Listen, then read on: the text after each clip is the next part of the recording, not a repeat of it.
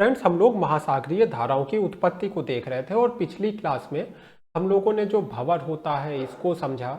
इसके साथ ही फिर जो आपका जियोस्ट्रॉफिक फ्लो होता है भंवर में उसको समझा।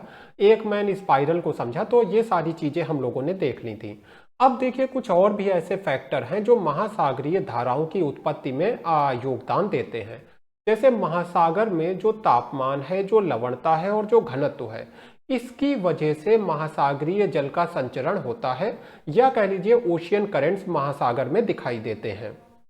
तो देखिए, एक थंब रूल आपको जो याद रखना है क्या है कि जो ओशियन का वाटर है वो कम घनत्व से अधिक घनत्व वाले क्षेत्र की ओर जाता है।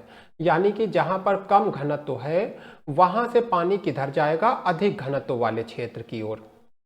तो ये आपको एक थंब रूल याद रखना है। अगर आप इसको याद रखेंगे तो आपको पूरा कॉन्सेप्ट समझने में बहुत ज़्यादा सुविधा रहेगी। अच्छा देखिए, एक और सिद्धांत जो मैं आपको समझाऊंगा।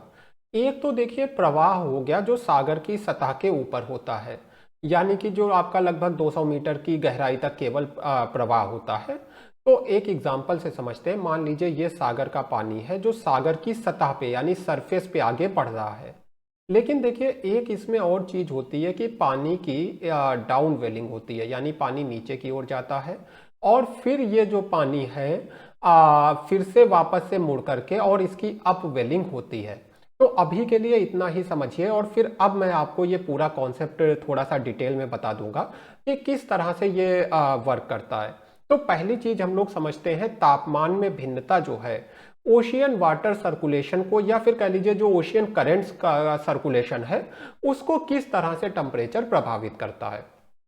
अब देखिए, मान लीजिए ये आपकी 0 डिग्री की लाइन है और ये आपके ध्रुवीय प्रदेश हो गए, 90 डिग्री की लाइन हो गई।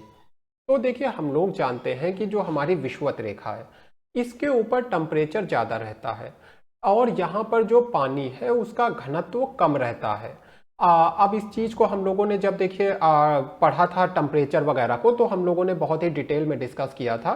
तो उस कॉन्सेप्ट में नहीं जाएंगे अभी के लिए। यहाँ पर पानी का घनत्व जो है विषुवत रेखा के पास में कम रहता है। तो ऐसे में क्या होगा, यहाँ पर विषुवत रेखीय जो धारा है वो आपके ध्रुवों की ओर आगे बढ़ेगी। और देखिए, जब विषुवत रेखीय धारा ध्रुवों की तरफ जाएगी, यानी कि जो पानी है हमारा, बेसिकली क्या हो रहा है, जो यहाँ पर पानी है वो ध्रुवों की तरफ जा रहा है। तो अब यहाँ पर तो स्थान खाली हो जाएगा। तो ऐसे में ध्रुवों की तरफ से विषुवत रेखा की ओर अंतः प्रवाह स्टार्ट हो जाएगा। अंतः प्रवाह मतलब जो पानी की गहराई में होता है, जो एक तो हो गया जो समुद्र की सतह पे होता है, जो दूसरा हो गया जो सतह से काफी गहराई में पानी का संचलन होता है, पानी का मूवमेंट होता है। तो ये मूवमेंट ध्रुवों से विषुवत रेखा की ओर स्टार्ट हो जाएगा और विषुवत रेखा पर वाटर क्या होगा, ऊपर की तरफ आएगा, इसकी अपवेलिंग होगी। तो यानी जो तापमान है वो महासागरीय धाराओं को प्रभावित करता है। देखिए, इसको मैं आपको फिगर में दिखा देता हूं। यहाँ पर देखिए आप, ये जो हमारी इक्वेटर है, यहाँ से आप देख सकते हैं कि जो इक्वेटोरियल करंट हैं वो जा रहे हैं ऊपर की तरफ, ध्रुवीय प्रदेशों की तरफ। तो इसकी यानी कि यहाँ पर क्या है, जो घनत्व है वो कम है। इसकी वजह से जो आपके इक्वेटोरियल करंट हैं वो कहाँ पे जा रहे हैं? ऊपर की तरफ, ध्रुवीय क्षेत्रों की तरफ जा रहे हैं। और फिर इसके बदले में क्या होगा, इक्वेटर की तरफ अधः प्रवाह चालू हो जाएगा, यानी कि पानी जो है समुद्र के निचले हिस्से से इक्वेटर की तरफ आने लगेगा और इक्वेटर पर आकर के अपवेलिंग होगी, यानी पानी ऊपर की तरफ आएगा। देखिए क्या है, पृथ्वी पे कहीं भी निर्वात नहीं होता है। अगर एक खाली डिब्बा है तो उसमें भी हवा घुस जाती है। इसी तरह से जब यहाँ से पानी इधर की तरफ जाएगा तो यहाँ पर खाली स्थान होगा, इसको भरने के लिए क्या होगा, ध्रुवों की तरफ से पानी आएगा और ऊपर अपवेलिंग करके इस खाली स्थान को भर देगा। इसी तरह से इसी तरह से लवणता में भिन्नता होती है। देखिए, जहां पर लवणता ज्यादा होगी वहां पर घनत्व भी ज्यादा होगा। जैसे कि इसका एग्जाम्पल हो गया लाल सागर। और जहां पर लवणता कम होगी, जहां पर सैलिनिटी कम होगी, वहां घनत्व भी कम होगा। जैसे कि अगर हम लोग अरब सागर को लाल सागर से कंपेयर करें तो लाल सागर का घनत्व ज्यादा है जबकि अरब सागर का कम है। हम लोगों ने क्या रूल देखा, कम घनत्व वाले क्षेत्र से अधिक घनत्व वाले क्षेत्र की ओर जल का संचरण होता है। तो यहाँ पर अरब सागर में कम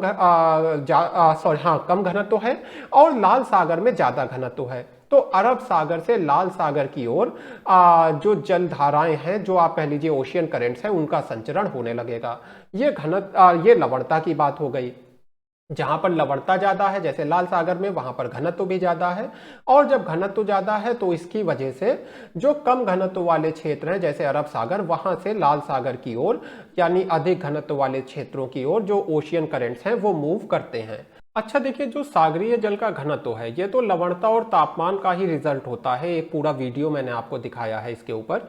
तो इसलिए जो सागरीय घनत्व है उसका, और हम लोगों ने यह भी देख लिया कि जो कम घनत्व वाला क्षेत्र है उससे अधिक घनत्व वाले क्षेत्र की ओर पानी का मूवमेंट होता है।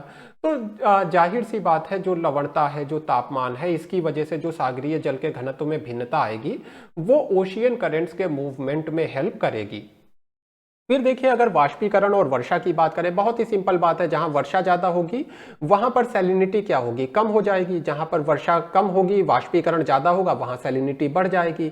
और जहां पर सैलिनिटी बढ़ जाएगी, जहां पर लवणता बढ़ जाएगी, वहां घनत्व भी बढ़ जाएगा। तो और हम लोगों ने क्या देखा, कम घनत्व वाले क्षेत्र से अधिक घनत्व वाले क्षेत्र की ओर ओशियन करंट चलने लगेंगे। तो इस तरह से वाष्पीकरण, वर्षा जैसे जो वायुमंडलीय कारक हैं वो भी ओशियन करंट्स के संचलन में यानी कि मूवमेंट में अपना योगदान देते हैं। अब देखिए, धारा की दिशा में परिवर्तन क्यों होता है, जैसे कि तटों की दिशा और आकार। अब देखिए, इस चीज के मैं आपको एग्जाम्पल दिखाता जाऊंगा। तो देखिए, ध्यान से देखिए, यहां पर आपको जो विषुवत रेखीय धारा दिखाई दे रही है ये वाली, ये आप देखते हैं दो भागों में डिवाइड हो गई।